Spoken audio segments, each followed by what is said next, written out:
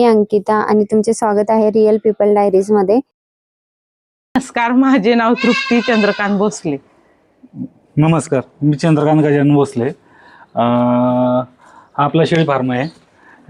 2017 साली मी हा चालू केला होता आणि लग्नानंतर 2018 सालापासून आम्ही दोघांनी याला पुढं असं चालू ठेवलं। त्यावेळेस सुरुवातीला ज्यावेळेस केला त्यावेळेस 26/40चा गोटा फार्म केला होता। त्याच्यामध्ये गव्हाणी वगैरे हे केलं। सुरुवातीला नवीन गरज होती त्यावेळेस केला होता। त्याच्यानंतर मग अण्णासाहेब पाटलाचं लोन काढलं होतं।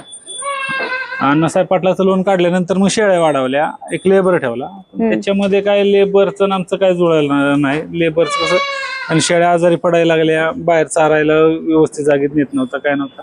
मग त्याच्यानंतर मग ते सगळं कमी करून सगळं हे करून स्वतःचा चारा ह्याच्यात शेतात आपण मेथी घासावरती म्हणा, मक्यावरती म्हणा, याच्यावरती भर दिला आणि मग मापात ठेवलं एक। आणि आता आम्ही दोघं नवरा बायको दोघं एवढ्या 20-25 शेळ्या सांभाळतो।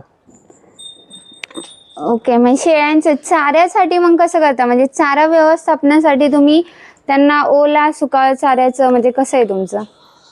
तर शेळी पालनात ओला आणि सुका चारा या दोन्ही चाऱ्याचं महत्व आहे। सुका चारा थोडा असला का नाही, सकाळी खुराक देऊन सुका चारा असेल काय तर शेळ्या चांगले भरपूर पाणी पितात, बसतात, रवंत करतात आणि अंगावरती जी चमक आहे ते सुक्या चाऱ्याने बऱ्यापैकी चांगली राहते। ओल्या चाऱ्यामुळे दुधाचं प्रमाण वाढतं, पिल्लं चांगली ग्रोथ करते ती आणि हे होतं। आता चाऱ्यामध्ये म्हणताल तर आमच्याकडं तुती आहे, शेवगा आणतो मी मधून अधून, सुबाबळ टाकतो, तुती, शेवगा, सुबाबळे, मका आहे आता, परत होंडी आहे आणि राहिलं तर ज्वारीचा कडबा असतो। अनुभव घेतला आपला खर्चाचं, याचं नियोजन काढलं। मग परत विचार केला की नाही आपल्याला जातीमध्ये करावे लागेल। गावरांचं बंदिस्तचं आहे, छान आहे, काही प्रॉब्लेम नाही, होतंय सगळं, पिल्लं देते ठेवतात, पण वजन वाढीचा आणि याचा रेशो धरून मग जातीकडे गेलो। त्याच्यामध्ये 1-2-4 हजार रुपये राहायला लागले। असे करता करता वाढवत गेलो।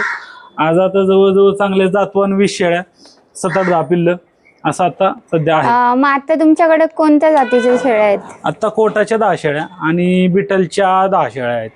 वातावरणाचं असं आहे, थोडं पावसाळा जास्त असल्यामुळे आपलं वातावरण जरा थोडं खराबच आहे। पण ज्यावेळेस तुम्ही सगळी व्यवस्था व्यवस्थित करताय, सगळं व्यवस्थित जिथल्या तिथं खायला टाकताय, चारा टाकताय, काय बंदिस्त मध्ये एकच विषय आहे, शेळी हा एकदल आणि द्विदल दोन्ही चारा खाणार प्राणी आहे। ज्यावेळेस तुम्ही त्याला पोटभर चारा देता, रती व्यवस्थित देता, त्यावेळेस कोणतीही शेळी तुमच्याकडे तग धरते। वातावरणाचं एवढंच होतं, थंडीच्या दिवसात जरा पॅक करून घ्यावं लागतं, उन्हाळ्याच्या दिवसात थोडं लूज करा, हे थोडं हवा खेळते ठेवावी लागते आणि थंडीच्या दिवसात हवा पॅक करावी लागते, एवढंच विषय आहे। पावसाळ्यात जरा गोटा साफ आणि स्वच्छ ठेवावा लागतो। आता आपली या गोट्यामध्ये जी पिल्लं आहेत का नाही, एक 1.5-2 महिन्याची पिल्लं येते, 2-2.5 महिन्याची पिल्लं येते। यांचं वेट साधारणतः 17-18 kg झालेलं आहे 2.5 महिन्यामध्ये। अजून 1 महिन्याभरामध्ये म्हणजे हे विक्रीला येतील। त्याच्यामध्ये हे कोटाचं आहे, हे बिटलचं आणि हे कोटाचं, असे कोटाची 2, बिटलची 4 पिल्लं राहिलेली आहेत। बाकीची 1-2-3 पिल्लं विक्री झालेली आहेत आपली। ही 4 आता राहिली आहेत। याला कस्टमर आला की हे सगळी ब्रिडिंगला द्यायची।